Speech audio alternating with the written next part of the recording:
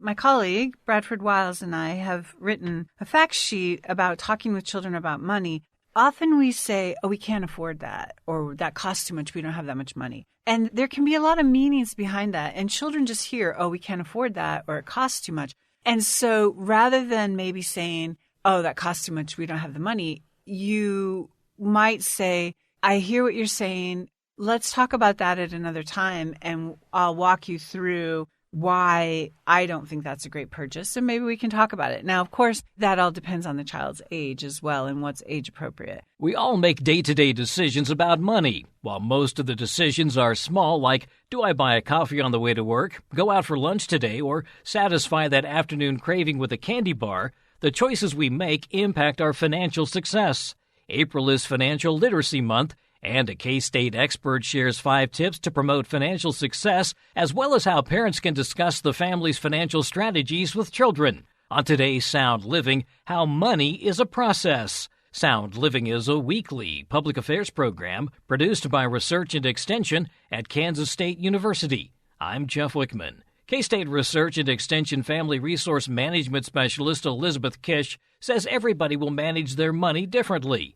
And the 5 principles, earn, save and invest, protect, spend, and borrow, aren't hard and fast rules. Elizabeth, we often think of April as tax month. It's also known as literacy month, and I think now they're also calling it capability month. So it's a good time to really just focus in on finances, and starting maybe on the adult side, one of the publications that comes to mind is the My Money 5 publication, and that is from the government. Right. The federal government has a website called mymoney.gov, and they talk about 5 principles, which are earn, save and invest, protect, spend, and borrow.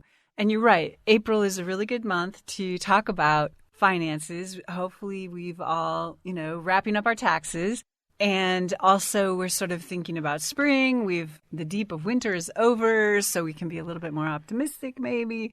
And so it is a really good time. And historically, Financial Literacy Month started out as Youth Financial Literacy Day, and now it's a month, which is good. The thing about money is it's a process, right? It's not a one and done usually. And so a whole month gives us a chance to think about it in a variety of different ways, and then to think about what actions we might take. So, for example, when we think about earning, the high-level sort of information about the earning principle is to make the most of what you earn by understanding your pay and your benefits. And we've talked about that before, is if you leave benefits on the table, and here we can be talking about vacation pay or personal days off, that you're not taking, that's a benefit that you're leaving, and you're not getting the rest and leisure that you're eligible for. When we talk about saving and investing, I mean, that's as it sounds. And regardless of our age or where we're at in our life journey, it's never too early to start saving for future goals. And you can save for sort of short-term goals, 6 months to a year, medium-term goals, or maybe longer-term goals. And April can be a good time to take stock of where you are. For example, maybe if you're planning, well, we're all planning for retirement, I hope. And so take a look at your retirement accounts, or just think about where you're at with that.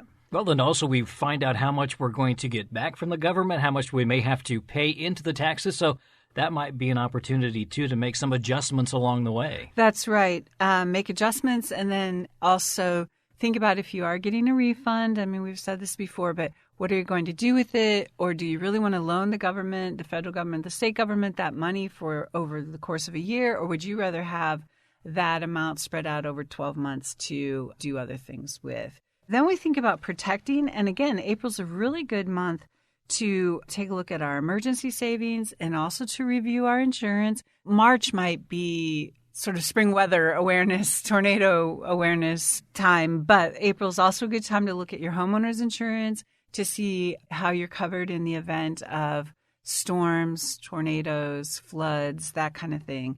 We think about winter storms, but then there's also the spring, summer, fall storms. So that would be a time to do that. Also, if you haven't reviewed your auto insurance for a while, it could be a good time to do that as well. And you might notice we've talked about earning, we've talked about saving and investing, we've talked about protecting. Only now, sort of the fourth principle along the way, do we talk about spending.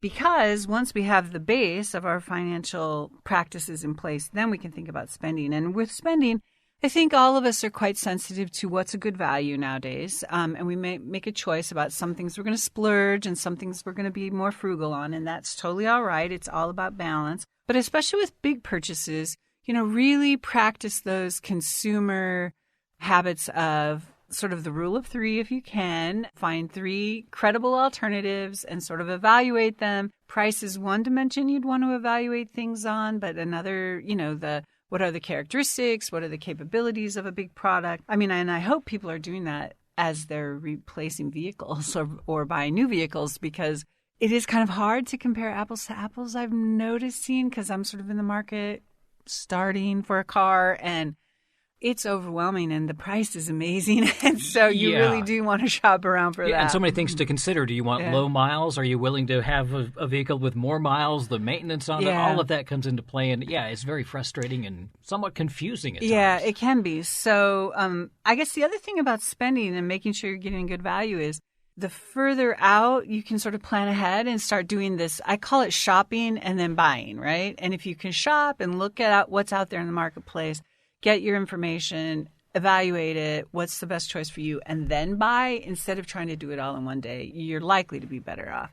But then there's also, when we think about spending, there's also, we often talk about spending leaks, these routine sort of small purchases.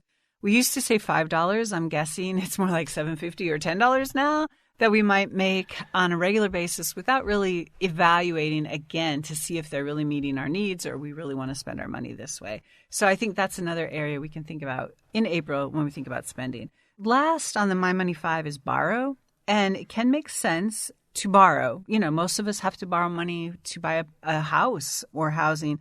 It can also help us to build credit, which most of us will need credit at some point, even if it's you're moving and you have to reestablish utilities in a different location with a different utility company. They're going to check your credit. They're going to see, do you have a good habit of paying your bills off? Do you carry a lot of debt?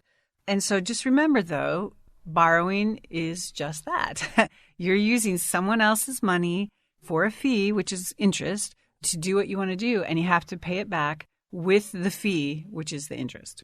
And really following all of these principles does set you up, as you were talking about, your credit score, extremely important as we move forward in life.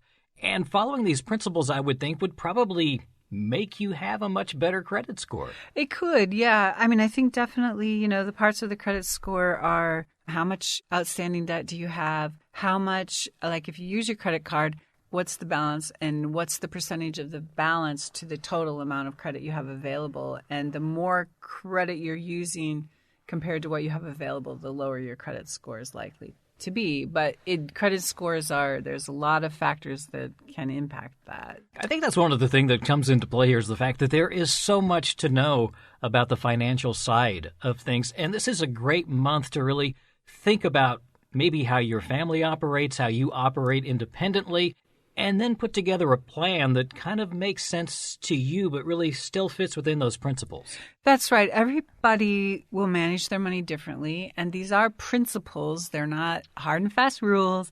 And sometimes in our life, we can't necessarily adhere to these principles, whatever our circumstances are. But you're so right about the family. One of the messages for Financial Literacy Month this year is it's great to teach kids about money. And there's the learning component that goes to managing money and just learning what the value of money is, we might say. Also, the value of time, though, is a resource, too.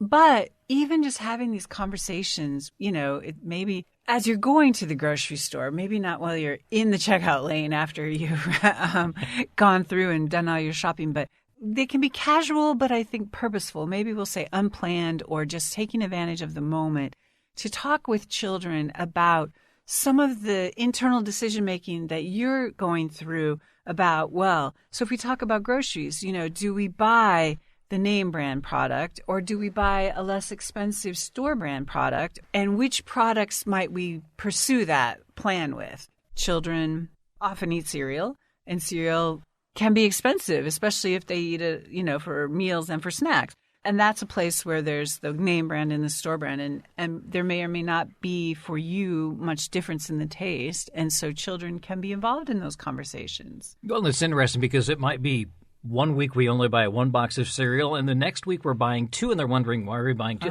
Oh, it's because well, it's on sale this week, so we can get 2 boxes and stock up. So some of that comes into play, too, just talking about your basic common sense decisions. Yeah, no, that's a really good point. And I think also my colleague, Bradford Wiles, and I have written a fact sheet about talking with children about money. And one of the things that I think is really important for parents to consider, or adults who are interacting with children, is often we say, oh, we can't afford that, or that costs too much, we don't have that much money. And there can be a lot of meanings behind that. And children just hear, oh, we can't afford that, or it costs too much, when it could mean maybe, yes, we're feeling strapped and we don't have the money for that. But it could also mean this doesn't fit with our values or goals, or I don't want to have this conversation right now.